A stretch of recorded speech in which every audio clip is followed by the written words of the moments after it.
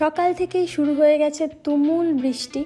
বৃষ্টির মধ্যে বাইরে বেরোনোটা খুব চাপের হয়ে গিয়েছিল, মানে এতটাই জোরে বৃষ্টি পড়ছিল যে ছাতাতেও আটকাবে না। তাই বৃষ্টির মধ্যেই বেরিয়ে পড়েছিলাম, কারণ আর কতক্ষণ দাঁড়াবো, আমাকে তো আমার গন্তব্যস্থলেও পৌঁছাতে হবে না। সকালবেলা একেবারে স্নান টান করে ফ্রেশ হয়ে খাওয়া দাওয়া খেয়ে বেরিয়ে পড়েছিলাম আমি আমার একটা শ্যুটের কাজে যাবো বলে। টাইমিং ছিল আমার 12টা থেকে 12:30টার মধ্যে, কিন্তু আমি আরেকটু লেটে পৌঁছেছি এই বৃষ্টিটার কারণেই।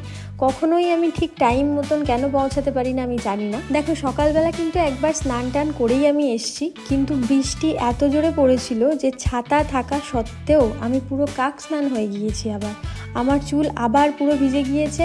এবার এই ভিজে চুলটা নিয়েই আমাকে যেতে হবে স্টুডিও পর্যন্ত।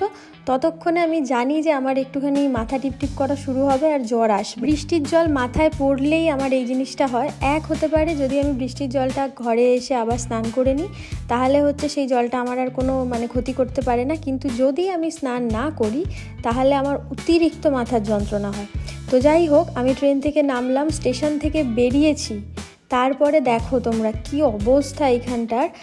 এখানে প্রতিটা অটো টোটো এমনভাবেই যে স্ট্যান্ডটা ছিল সেই স্ট্যান্ডে দাঁড়াতেই পারেনি, এমনভাবে জল এখানে জমে গেছে।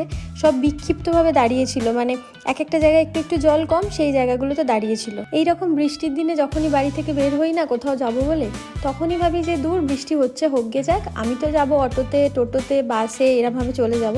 কিন্তু এমন এক একটা অবস্থা আসে যে ওই বাস বা অটো পর্যন্ত যেতে গেলেও তোমাকে ওই জল পেরিয়ে ওই জায়গাটাতে গিয়ে তারপরে তুমি অটো পাবে। আর আমারও সেম অবস্থাই হলো। তো অটো থেকে নেমে আমি চলে গেলাম আমার স্টুডিওর দিকে। আর এই হচ্ছে আজকের শ্যুটের লোকেশন। যেহেতু আমার হেয়ারটা পুরো ভিজে গিয়েছিল, তার জন্য প্রথমে একটুখানি হেয়ার ড্রায়ার দিয়ে আমার হেয়ারটাকে ড্রাই করে নেওয়া হলো। তারপরেই দিদি বসে পড়লো ক্রিম্পিং করার জন্য। আর আজকে আমার হেয়ার আর্টিস্ট ছিল সম্পাদির সাথে এটা আমার সেকেন্ড টাইম কাজ হচ্ছে। এর আগেও একবার আমার কাজ হয়েছিল, এইটা আবার সেকেন্ড টাইম আমাকে ডেকেছে দিদি। তো দিদির কাজ না ভীষণ ভালো, এত নিট অ্যান্ড ক্লিন। আর ছোট্ট ছোট্ট জিনিসগুলো দিদি খুব মেনটেন করে চলে। প্রথমত অনেক হেয়ার আর্টিস্ট দেখেছি যারা চুলের কোনো মায়া দয়া নেই তাদের মধ্যে। মডেলের চুল পেয়েছে তো পেয়েছে, একেবারে যা তাভাবে কাজ করে নিল, যা তাভাবে চুল খুলে দিল, এরকম না। দিদি খুব সুন্দরভাবে সূক্ষ্ম জিনিসগুলো খুব কেয়ার করে হেয়ারের স্টাইলগুলো করেন।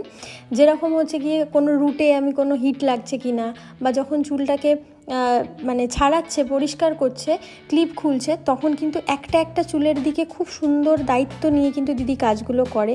এই জন্যই আমার সম্পাদির কাজ ভীষণ ভালো লাগে।